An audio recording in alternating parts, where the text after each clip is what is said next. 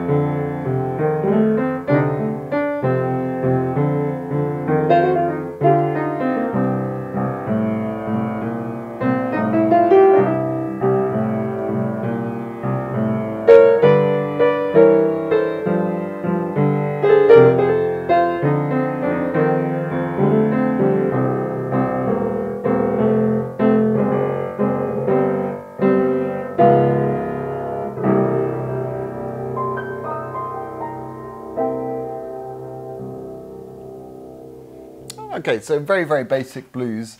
I love the blues. You know, it's the reason I got into jazz in the first place. It keeps me going through life. You know, the blues it's like therapy.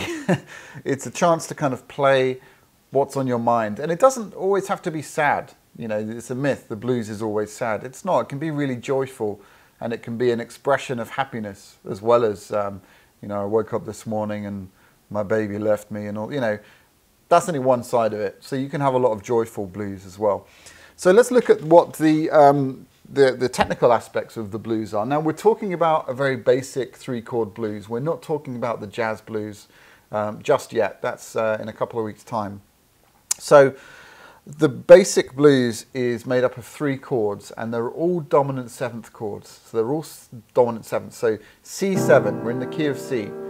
We go up to F7, which is chord 4 of C. Back to C7 for another bar. Back to F7. C7. G7. Chord 5. Chord 4. F7. And C7 again. This chord progression is, the 12-bar blues is one of the most common things in the history of music. You know, rock and roll was born out of this music. As was many, you know, many of the kind of pop stuff as well is based on 12-bar blues, gospel music. Not all gospel music, but some. So it's a very popular form, and it's one that you must know. I'm going to draw out a lead sheet. You can download that from below the video, so check that out. Now, when we improvise over a blues, what we're trying to do is tell a story. We're going to get to the technical stuff a bit later on, but we're essentially trying to convey something that is important to you through music. Okay, so it can be happy, it can be sad. So before you attempt a blues, think about something that you want to say, because what we don't want to do is, you know, I'm going to teach you the blues scale in a second. So what we don't want to do is for you to just take that scale and say, okay, yeah, I can play a blues.